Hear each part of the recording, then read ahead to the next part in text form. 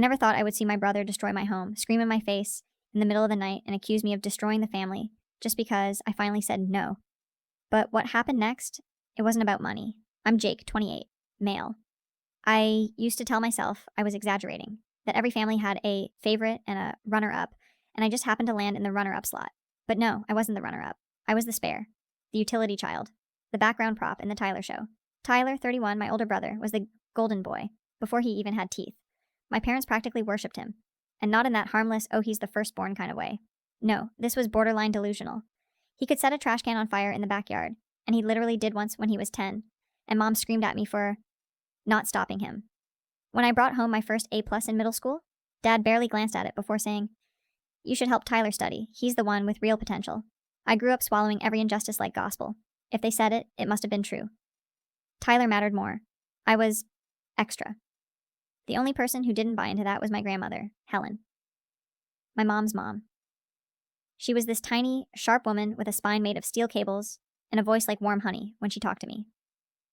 And like broken glass when she talked to anyone who messed with me. She saw everything, every slight, every dismissal, every time Tyler got away with murder, while I got punished for breathing too loudly.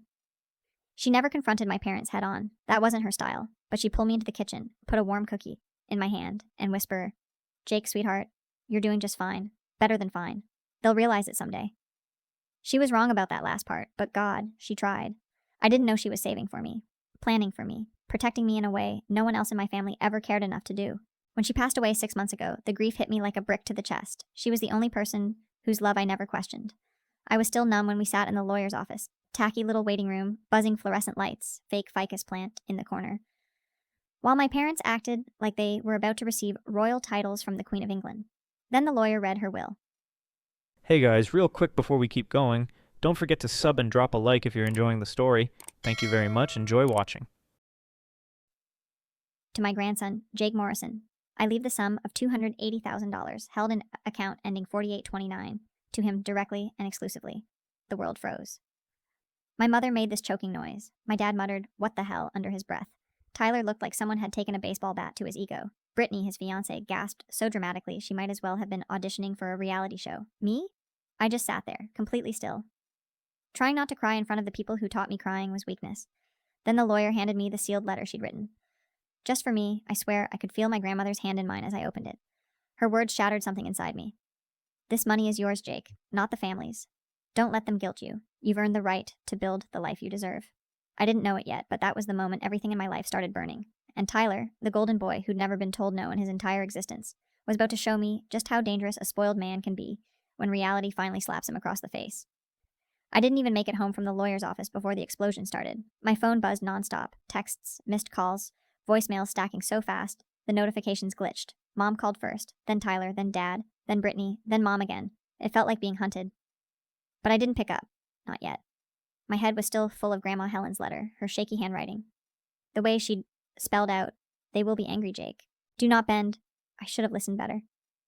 Because that night, the real war began.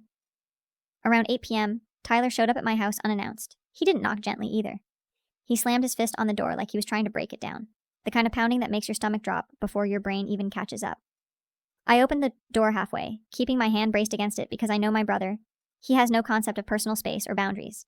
Sure enough, he tried to shoulder his way past me. "Dude, let me in," he snapped, already irritated like I was inconveniencing him in my own house.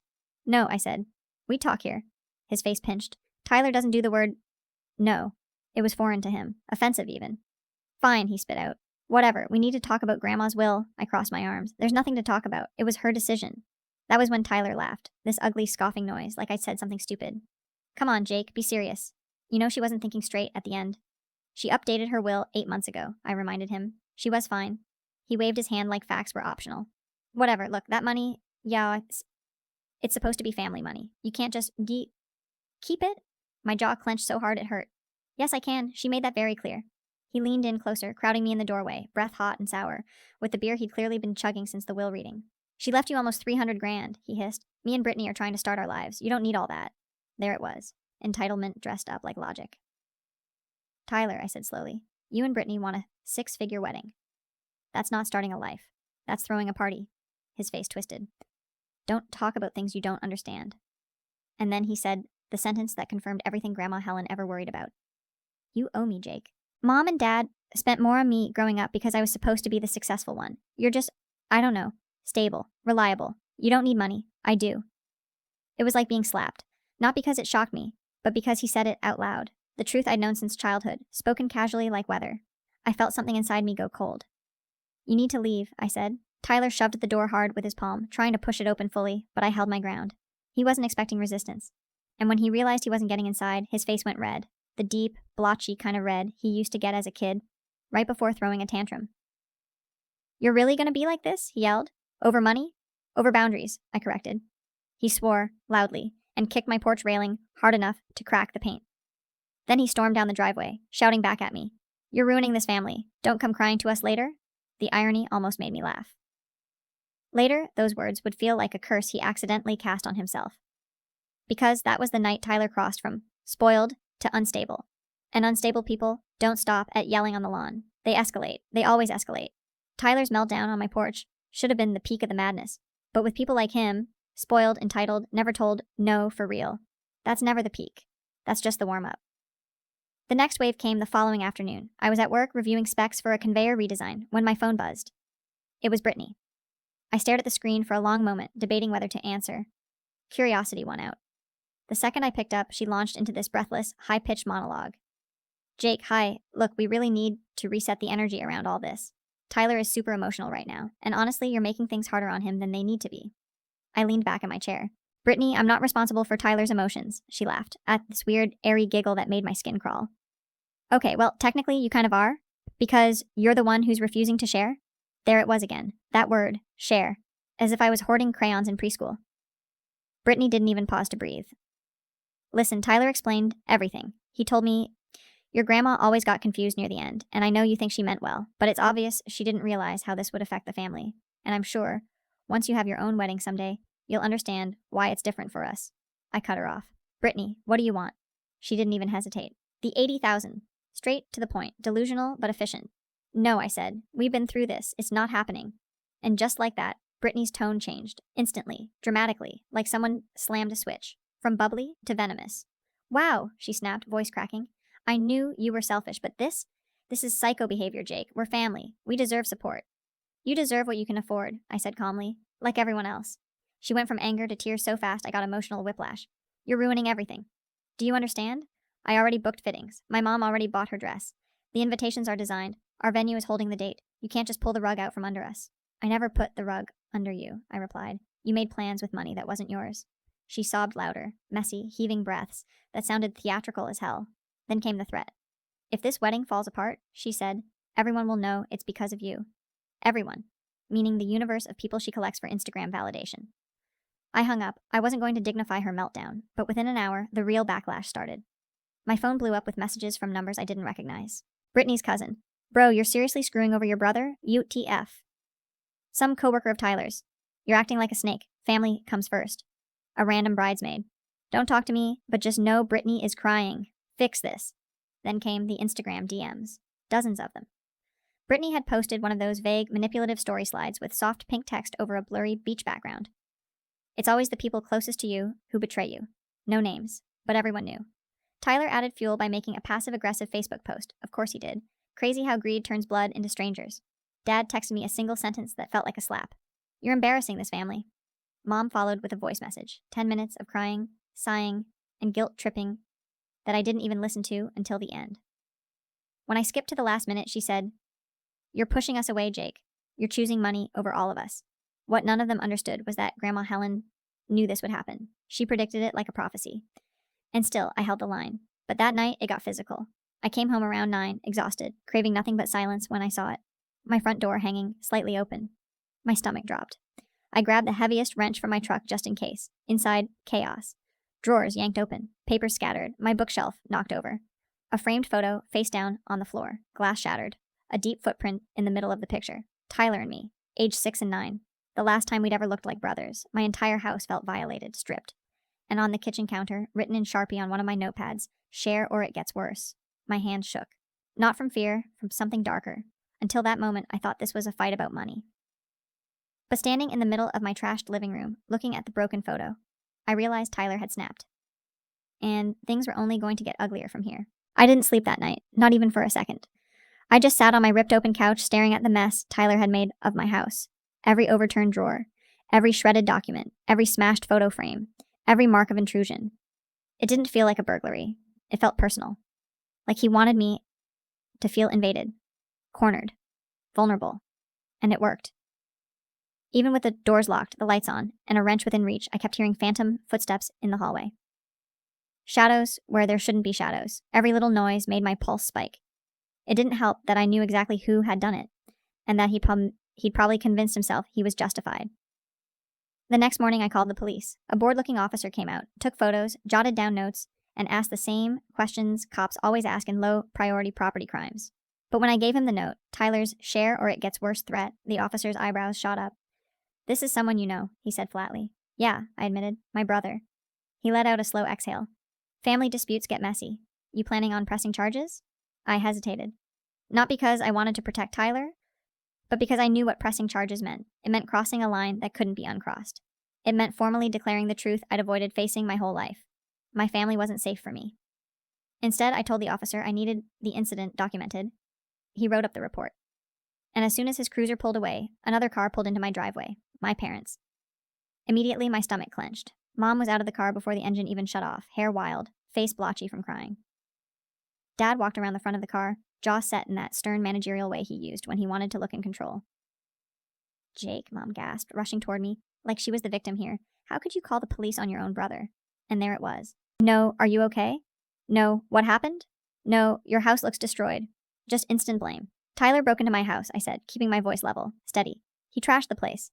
He left a threat." Mom pressed her hand to her chest, dramatic as ever. "He would never." "Tyler told us you've been unstable since the will, that you're paranoid." I laughed, sharp, humorless. "So the broken shelves are a hallucination? The footprint through the picture frame? The note he left in his own handwriting?" Dad stepped between us. "Enough, we're not here to argue. We're here to talk about this inheritance situation rationally." Rational. God. My house looked like a war zone, and he wanted to talk rationally. "I'm not discussing it," I said. "The answer is still no." Mom's eyes filled with tears, instant, theatrical tears, the kind she used on teachers when Tyler got caught cheating. "Why are you doing this to us? Why do you hate your brother so much?" "I don't hate him," I said. "But I'm not funding his wedding." Dad's voice hardened. "You're destroying the family over money." I felt the snap inside me, that internal wire that had been stretched too tight for too long. "No," I said. "Tyler is destroying the family because he can't accept that Grandma didn't choose him for once in his life." Dad stepped closer, invading my space the way Tyler always did. "You need to fix this, today." And then, as if scripted by a bad reality show, another car screeched into my driveway. Tyler.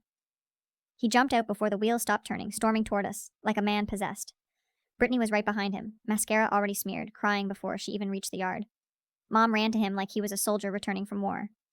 "Baby, are you okay? He called the police on you." Tyler cut her off with a furious shout. "Jake, what the hell is wrong with you?" He marched up the steps, chest puffed, fists clenched. For a second, I thought he was going to hit me. Dad reached out, trying to push him back, but Tyler shrugged him off. "You ruined our wedding," he screamed. "You trashed your own house to make me look bad. You're destroying our family. You're jealous. You've always been jealous."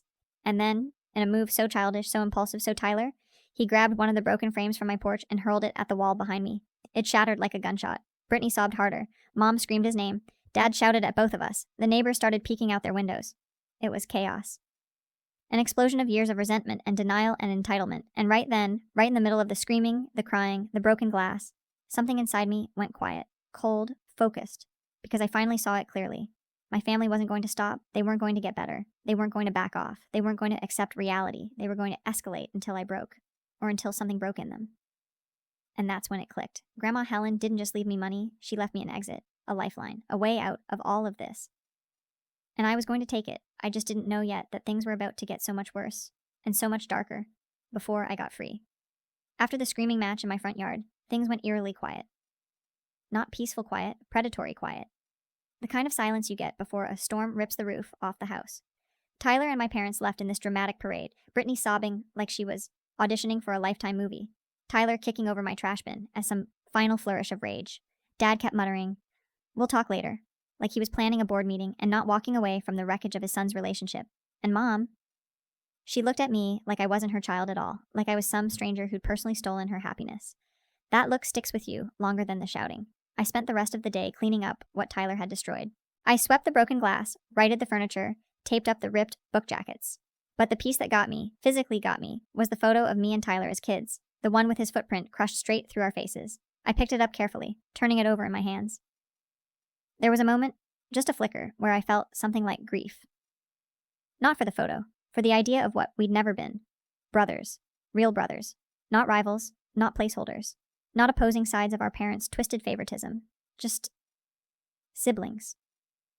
But that idea had died a long time ago, and Tyler had just stomped the corpse for good measure. By evening, my house was clean enough, but my brain wasn't. So I drove, no destination, miles of dark roads and streetlights flickering through the windshield. Somehow I ended up outside a small bar on the outskirts of town, quiet, dim, half empty on a weeknight. The kind of place where no one asks questions. I didn't go in, I just sat in the parking lot and tried to breathe. Everything in me felt tight, raw, buzzing, like I was holding an electrical current under my skin. And then my phone buzzed. It was a text from Brittany. B, you're a monster. You ruined our wedding. I hope Grandma is ashamed of you for how you're acting. I stared at her words for a long time. The irony almost choked me. She was using my grandmother, the only person who ever showed me genuine love, as a weapon. A second text came seconds later. B, you should make this right before things get out of hand. Tyler is breaking down over this. Breaking down. Right. Breaking into my house. Breaking my things. Breaking the last shred of dignity he had left. I didn't respond.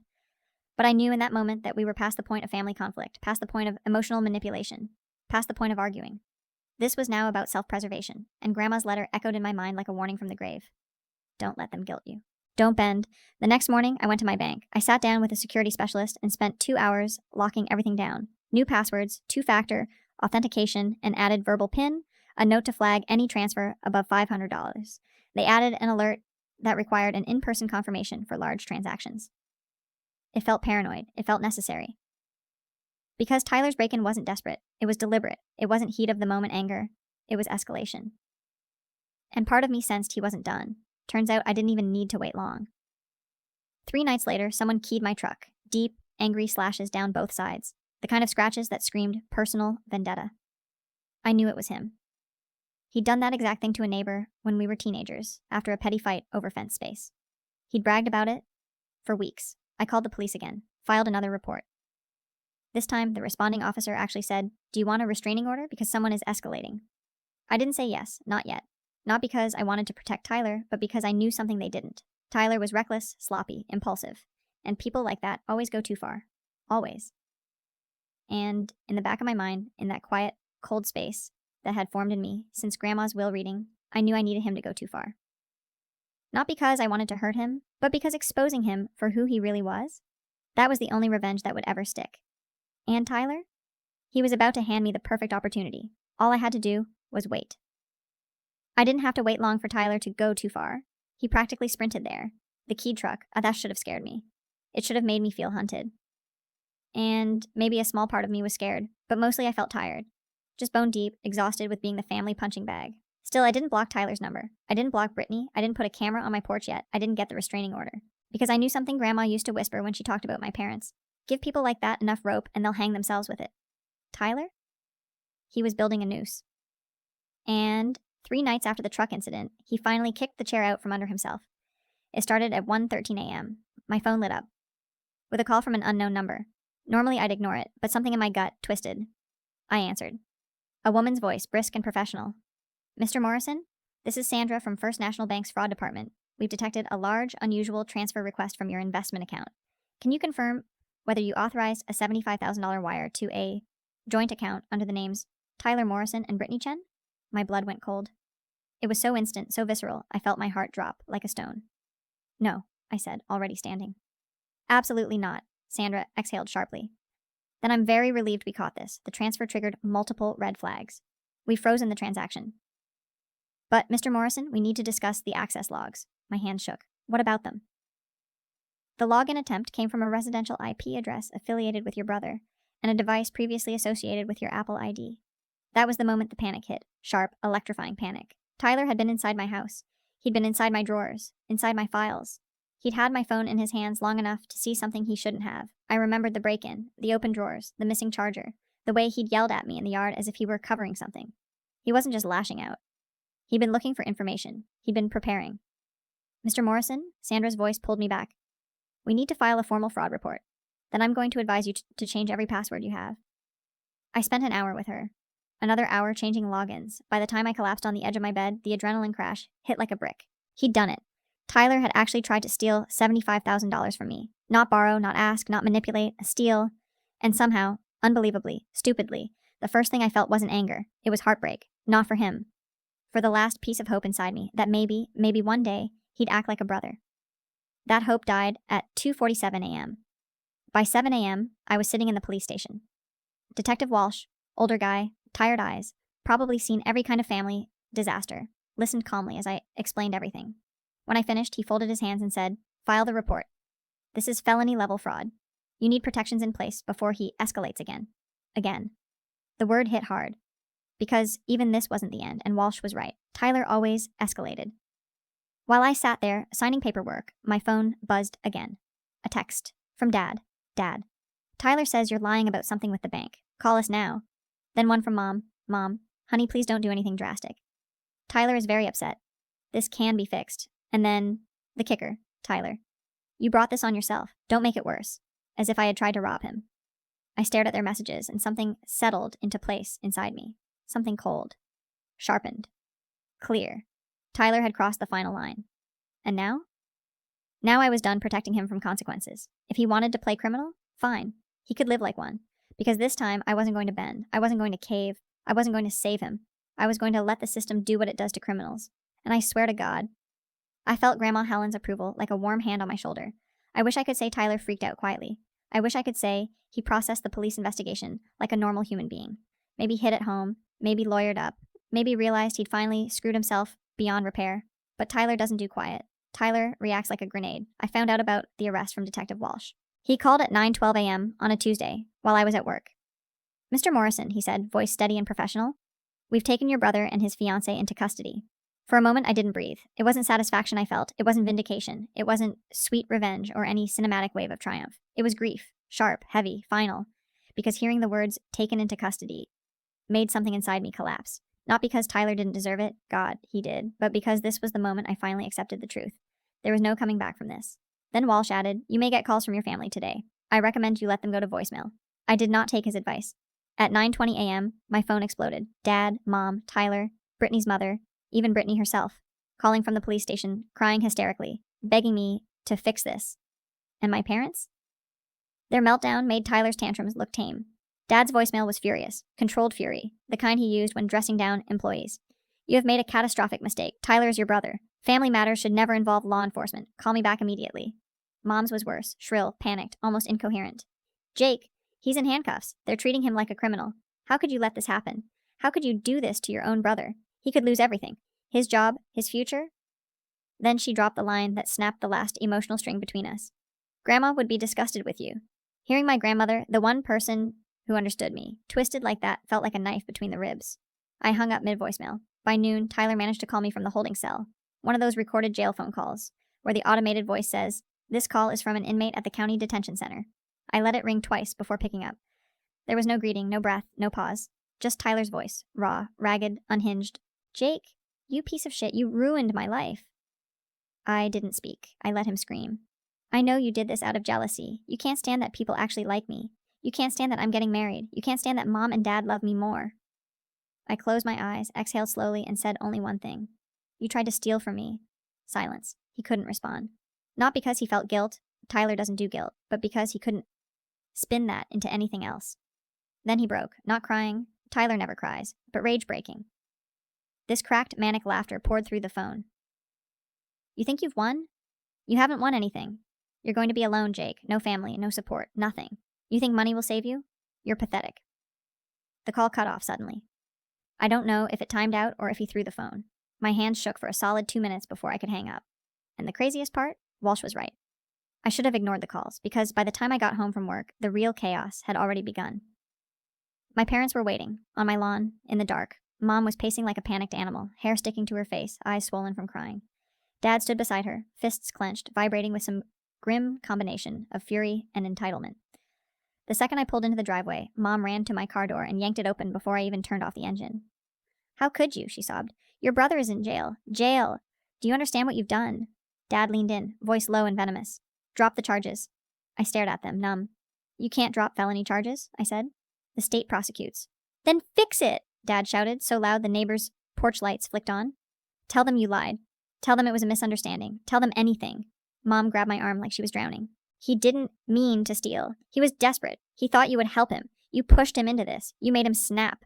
Dad raised his voice incandescent with rage. He is facing prison because you refused to share money you didn't earn. And then, the lowest blow, the one that sealed everything. Mom hissed, he wouldn't have done this if you weren't so selfish. This is your fault. My fault. My house invaded. My truck vandalized. My account hacked. My inheritance targeted. My fault. Something inside me crystallized, cold and unmovable. You need to leave, I said quietly. Mom gasped. Dad stepped closer, towering over me, like he used to when I was a kid. You don't tell us to leave, he snapped. We are your parents. Not anymore. The words came out before I even thought them. Instinct. Truth. A truth I should have spoken years ago. Dad shoved a finger in my face. You're going to regret this. I met his eyes without flinching. I regret not doing it sooner. They stood there, stunned, vibrating with fury, but something in my voice must have finally reached them. Because after a long, tense moment, Dad grabbed Mom's hand and pulled her toward the car. As they left, Mom looked back at me, with this expression I'll never forget. Absolute devastation mixed with pure, righteous hatred. Like I had murdered her favorite child. Maybe in her mind I had. I closed my door, leaned my back against it, and felt the quiet fall around me, like the end of a storm. Except it wasn't the end, not even close. Because Tyler still had one more disaster inside him. And he was about to unleash it the second he got out. Tyler was jailed for 3 days, before posting bond. 3 days. That's all it took for him to come out angrier, more volatile, more convinced than ever that I had done something to him. Solitary confinement would have given him reflection. Tyler didn't get reflection. He got bitterness. I found out he'd been released because my Ring doorbell caught Mom and Dad pounding on my front door at 2 a.m. that night. I didn't answer. I lay in bed, staring at the ceiling, listening through the monitor as they screamed my name, pleaded for me to open up, switched between weeping and threatening to fix this themselves. But I didn't move. Not an inch. I wasn't going to be the family's emotional punching bag anymore. By morning, they were gone. The only sign they'd been there was the crushed patch of lawn where Dad paced, leaving muddy tracks like claw marks. The next 2 months crawled by in this surreal haze of court hearings, depositions, and family warfare. Brittany tried to turn on Tyler to save herself. Tyler tried to blame Brittany. They both tried to blame me. And my parents? They attended every hearing like they were guardians of royalty, glaring at me from across the courtroom, whispering fiercely to each other every time I took a step. At one point, Mom actually tried to approach me in the courthouse hallway. Jake, she whispered, grabbing my sleeve. Please tell them you exaggerated. Please say you misunderstood. Please don't let them ruin his future. I looked her in the eyes. He tried to steal from me. Her voice cracked like ice fracturing. That's not stealing. That's desperation. I walked away. The trial lasted 1 week. The jury needed 3 hours. The judge needed 10 minutes. The verdict? Guilty. On every count. Identity theft. Attempted wire fraud. Conspiracy. Unauthorized access to a protected account. The sentencing hit like a hammer. Tyler. 18 months jail. 3 years probation. Brittany. 12 months jail. 2 years probation. Full restitution to me. Court fees. Mandatory financial counseling. I didn't celebrate. I didn't smile. I didn't even look at my parents as Mom collapsed into Dad's arms sobbing, her wails echoing through the courtroom like a wounded animal. When it was over, Dad stormed up to me in the parking lot. You destroyed your brother, he hissed, nose inches from my face. You ruined his life. I didn't react. My voice came out calm. Too calm. No. Tyler ruined his own life. I just stopped covering for him. Mom's voice was ragged. You should be ashamed. I'm not, I said simply. Grandma knew exactly who he was. You just refused to see it. Dad shook his head slowly with disgust. You're dead to us. Something inside me, something buried since childhood, finally responded without fear. You've been treating me like I was dead for 28 years. I just stopped pretending it didn't hurt. They left. They haven't spoken to me since. Tyler served his time. Brittany served hers. They broke up soon after sentencing. Prison cells don't usually foster true love. She moved back with her parents in another state. Tyler lives with mine now, jobless, bitter, posting rants online about betrayal and fake family. The irony? He still doesn't understand he did any of this to himself. As for me, I used the inheritance exactly how Grandma Helen wanted. I invested most of it. Index funds, safe and slow, bought a duplex, both units rented. I even replaced the broken childhood photo frame, the one he stomped through. Except I framed something new. Her letter. The one where she told me she was proud of me. The one where she told me not to bend. The one where she warned me. They will try to guilt you. They will be angry. Stand strong anyway. Build the life you deserve. Every day I walk past that frame. Every day I feel her with me. And for the first time in my entire life, I'm living exactly how she always hoped I would. Free, untangled, unapologetically my own person. I didn't lose a family. I escaped one.